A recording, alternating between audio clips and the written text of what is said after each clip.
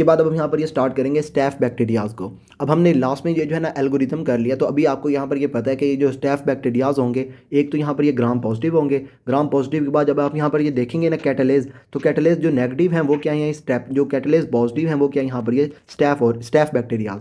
अच्छा, यहाँ पर ये स्टैफ हो गए। इसके बाद आप क्या देखेंगे, यहाँ पर ये देखेंगे इसके अंदर ये कोगुलेज टेस्ट।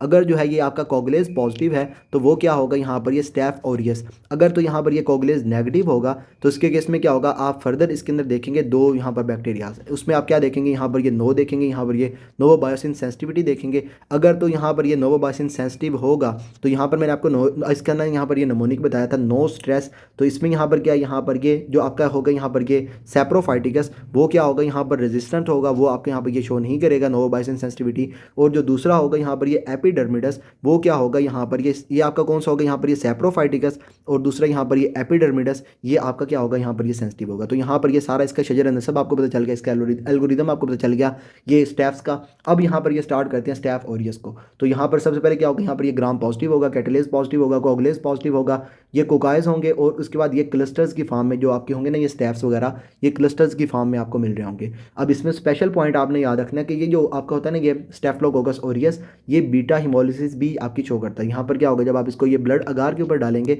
तो वहाँ पे क्या होगा, यहाँ पर आपको सेंट्रल जो है ना ये पेल एरिया, उसके बाद आपको यहाँ पर ये कंप्लीट हिमोलिसिस जो है ये आपको नजर आ रही होगी। बाकी हमने ये विरुलेंस फैक्टर भी हमने कर रखे हैं। स्टैफ ऑरियस जो है वो क्या करेगा, यहाँ पर ये स्टैफ ऑरियस जो है ए से ऑरियस, ए से ये प्रोटीन ए, ये क्या करेगा, यहाँ पर प्रोटीन ए जो है इसको ये प्रोड्यूस करेगा। और प्रोटीन ए का हमने पहले से देख रखा है, ये क्या करेगी, यहाँ पर फॉर एग्जाम्पल ये एंटीबॉडीज़ है ना, तो एंटीबॉडीज़ में यहाँ पर ये जो आईजीजीज होती है ना एंटीबॉडीज़, उसके ये आपको मैंने लास्ट में बताया था, यहाँ पर दो पोर्शन होते हैं, एक होता है एफ ए बी पोर्शन और दूसरा होता है यहाँ पर ये एफ सी पोर्शन।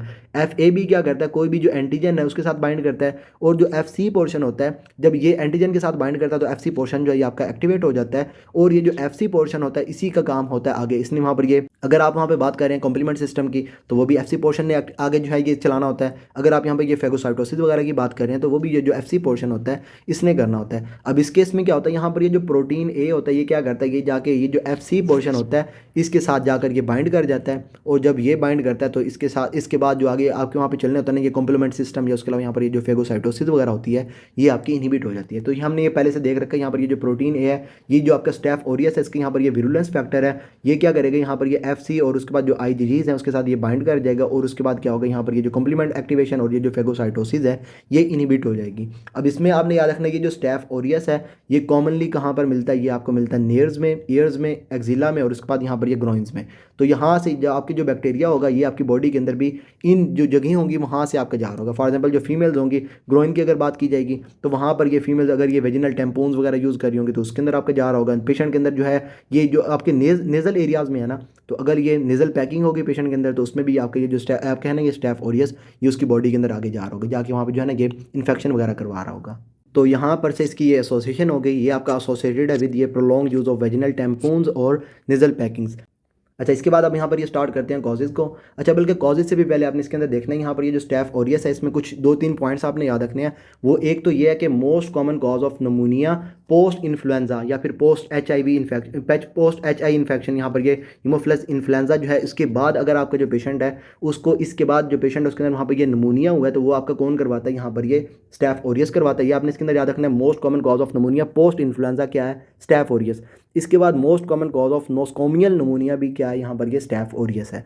अच्छा, इसके बाद यहाँ पर ये जो पेशेंट है उसके अंदर यहाँ पर ये कॉजेज़ की बात करेंगे तो ये जो पेशेंट उसके अंदर वहाँ पर ये इन्फ्लेमेटरी डिजीज़ करवा सकता है, उसके अलावा यहाँ पर ये जो टॉक्सिन्स वगैरह प्रोड्यूस करेगा तो टॉक्सिन से आपकी जो डिजीज़ है वो आपकी स्टार्ट हो सकती है। टॉक्सिन्स वाली हमने पहले देख रखी है, यहाँ पर ये एक्सोटॉक्सिन्स के अंदर ये जो टॉक्सिन प्रोड्यूस करेगा वो आपका होगा एक्सोटॉक्सिन, और वो आपका यहाँ पर ये जो है ना ये पेशेंट के अंदर करवाएगा यहाँ पर ये टॉक्सिन शॉक सिंड्रोम TSST1 यहाँ पर ये टॉक्सिन प्रोड्यूस होगा। इसके बाद यहाँ पर जो पेशेंट उसके अंदर ये स्कार्लेट स्किन सिंड्रोम करवाएगा, एक्सफोलिएटिव टॉक्सिन जो है वो आपको वहाँ पे करवा रहा होगा। या उसके अलावा जो पेशेंट है उसके अंदर वहाँ पर ये रैपिड ऑनसेट फूड पॉइजनिंग जो है वो आपका कौन करवाएगा, यहाँ पर ये इंटेरोटॉक्सिन। ये आपने इसके अंदर याद रखना है, यहाँ पर ये जो टॉक्सिन्स हैं वो एक क्या करवाएंगे, यहाँ पर ये टॉक्सिक शॉक सिंड्रोम TSST1 करवाएंगे, और उसमें आपने देखना है कि यहाँ पर ये जो TSST1 है टॉक्सिक शॉक सिंड्रोम टॉक्सिन 1 जो है वो आपका सुपर एंटीजन है, हमने इसके अंदर ये लास्ट में सारा देख रखा है। ये क्या करेगा यहाँ पर ये MHC क्लास 2 और ये जो टी सेल रिसेप्टर्स हैं इसके साथ ये बाइंड करेगा, लेकिन ये इसकी यहाँ पर प्रोसेसिंग नहीं होगी। आउटसाइड द जो है ना ये नॉर्मल जो एरिया होता है ना इसका बाइंडिंग का, वहाँ पर ये बाइंड करेगा।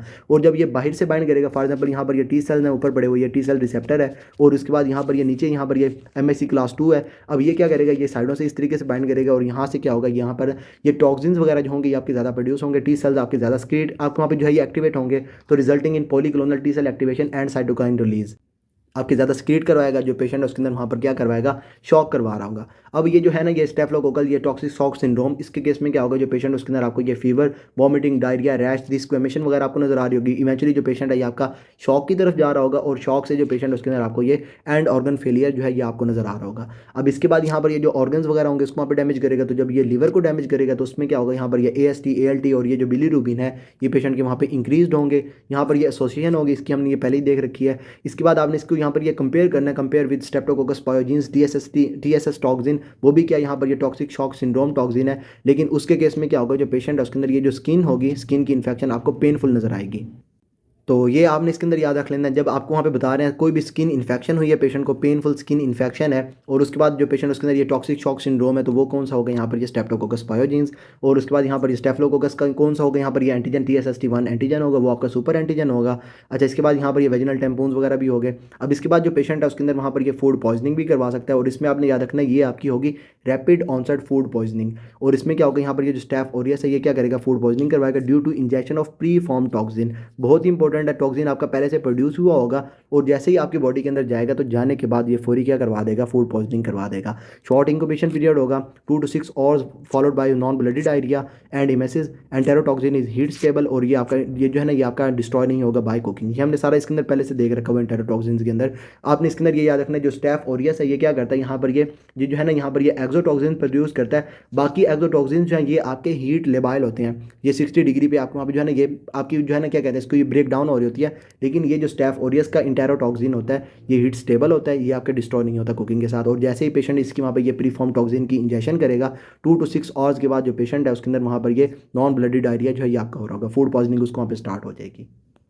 अच्छा, इसके बाद यहाँ पर ये एक रह गया यहाँ पर ये स्कैल्डेड स्किन सिंड्रोम, ये भी मैंने आपको पहले बता रखा है। इसमें आपने याद रखना है यहाँ पर ये स्टैफ ओरियस जो है उसका जो एक्सफोलिएटिव टॉक्सिन होता है वो यहाँ पर ये स्कैल्डेड स्किन सिंड्रोम करवाता है। बाकी आपने इसके अंदर याद रखना है कि बच्चों की डिजीज़ होती है, न्यूबॉर्न डिजीज़ होती है, ये जो है ना ये स्टैफ ओरियस करवाता है। और उसके बाद ये जो है ना ये आपको 3 to 7 डेज जो है ना उसके अंदर आपको नजर आ रही है, 3 to 7 डेज ऑफ एज में आपको जो पेशेंट है उसके अंदर वहाँ पर फीवर होगा, उसके बाद यहाँ पर जो है ये डिफ्यूज़ एडिडिमा होगा, और ये जो है ना उसके ये माउथ से स्टार्ट होगा। और उसके बाद यहाँ पर क्या होगा, यहाँ पर जो पेशेंट है उसकी स्किन इन्वॉल्व होगी, तो स्किन में क्या होगा, स्किन उसके वहाँ पर ये वीक हुई होगी। अब इसमें यहाँ पर क्या होगा, यहाँ पर जो पेशेंट है उसकी वहाँ पर स्किन की इन्वॉल्वमेंट हो रही होगी। इसमें आपने याद रखना है यहाँ पर क्या होगा, जो स्किन की लेयर होती है ना यहाँ पर ये स्ट्रैटम ग्रेनुलोसम, वो आपकी इससे ना सेपरेट हो रही होगी। ये टॉक्सिन क्या करेगा, यहाँ पर जो होंगे ना यहाँ पर ये केराटिन्स वगैरह, केराटिनोसाइट्स वगैरह जो है उसको वहाँ पे जाके डिस्ट्रॉय करेगा इन stratum granulosum only. Stratum granulosum जो है वहाँ से सिर्फ और सिर्फ वहाँ पे जो है ना ये डिस्ट्रॉय हो रहे होंगे। और उसके बाद क्या होगा, यहाँ पर ये स्किन जो है ये आपकी इन्वॉल्व हो रही होगी, तो जो पेशेंट की स्किन होगी उसके वहाँ पे जो है ना ये बिल्कुल वीक सी हुई होगी। आप इसको थोड़ा सा प्रेशर लगाएंगे तो ये आपके वहाँ पे फ्लिप कर रही होगी, और ये क्या होगा यहाँ पर ये निकोल्स की साइन, तो ये आपने सारा इसके अंदर याद रख लेना है। अच्छा, इसके बाद यहाँ पर ये इन्फ्लेमेटरी कंडीशन में जो पेशेंट उसके अंदर वहाँ पर ये स्किन इन्फेक्शन वगैरह करवा सकता है। इसमें जो पेशेंट उसके अंदर वहाँ पर ये बुलस इम्पेटिगो वगैरह करवा सकता है। उसमें क्या होगा, जो पेशेंट है उसके अंदर आपको हनी कलर्ड जो है ना ये क्रस्टेड लीयंस आपको नजर आ रही होंगी। ऑर्गन्स के अंदर जाके ये एब्सेसिस वगैरह करवा सकते हैं, पेशेंट के अंदर ये निमोनिया करवा सकता है। और ये मैंने आपको बताया था ओफन आफ्टर इन्फ्लुएंजा जो है ये वायरस इन्फेक्शन, ये आपने इसके अंदर याद रखना है। Most common cause of post influenza जो पेशेंट है उसके अंदर वहाँ पर निमोनिया हुआ है, तो वो क्या यहाँ पर ये स्टैफ ओरियस है। अच्छा, इसके बाद हमने एंडोकार्डाइटिस में देखा था, ये जो पेशेंट उसके अंदर वहाँ पर ये इन्फेक्टिव एंडोकार्डाइटिस करवाता है। और इसमें आपने याद रखना है कि ये जो स्टैफ है ये बहुत ही मतलब ना बहुत वैशी किस्म का होता है। ये क्या करता है, जो आपके होते हैं ना ये जो सिम्टम्स होते हैं जाके जब ये आपके जो एंडोकार्डाइटिस करवाता है, तो जो आपके सिम्टम्स होते हैं ये आपके फौरी आ रहे होते हैं, एक्यूटली आ रहे होते हैं। तो जो पेशेंट है उसके अंदर जब ये एक्यूट इन्फेक्टिव एंडोकार्डाइटिस आपको बता रहे हैं और आपसे पूछ रहे हैं मोस्ट कॉमन कॉज कौन सी है, तो वो भी क्या यहाँ पर ये स्टैफ ओरियस है। तो ये जो पेशेंट उसके अंदर क्या करवाएगा, जाकर यहाँ पर ये एक्यूट जो है ना ये इन्फेक्टिव एंडोकार्डाइटिस करवा रहा होगा, और जो पेशेंट उसके अंदर जो सिम्टम्स होंगे ये उसके रैपिड ऑनसेट के होंगे। जिसके बाद जो पेशेंट उसके अंदर वहाँ पे ये सेप्टिक आर्थराइटिस भी करवा सकता है, और उसके बाद जो पेशेंट है उसके अंदर वहाँ पे ये ओस्टियोमाइलाइटिस भी करवाता है।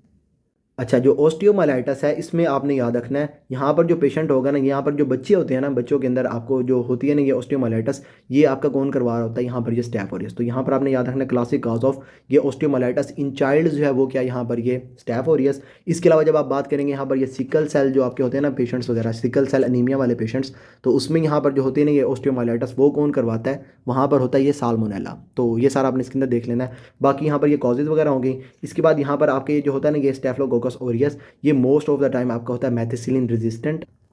और इसमें यहाँ पर ये इंपॉर्टेंट कॉज ऑफ ये health care, serious health care associated and community acquired infection वगैरह मैंने आपको इसके अंदर ये भी बता दिया था। आपने इसमें याद रखना है कि यहाँ पर most common cause of nosocomial infection या फिर नोस्कोमियल जो है यहाँ पर क्या कहते हैं इसको, नमूनिया, वो कौन है, यहाँ पर ये आपका ये स्टैफ ऑरियस है। कौन सा, यहाँ पर ये मैथिसिलिन रेजिस्टेंट वाला रेजिस्टेंस होगी यहाँ पर ड्यू टू ये अल्टर्ड पेनिसिलिन बाइंडिंग प्रोटीन्स, जिसमें यहाँ पर कौन सी है, यहाँ पर ये conferred by mec A genes. अब इसमें यहाँ पर आपने देखना है कि ये क्या करेंगे, यहाँ पर जो पेनिसिलिन की बाइंडिंग प्रोटीन्स होती हैं ये जाकर उसको जब ये अल्टर कर देंगी, पेनिसिलिन अपने सही से काम नहीं करेगी और जो पेशेंट है उसके अंदर वहाँ पर ये पेनिसिलिन रेजिस्टेंट हो जाएगा, यहाँ पर ये मैथिसिलिन रेजिस्टेंट स्टैफ ऑरियस हो जाएगा।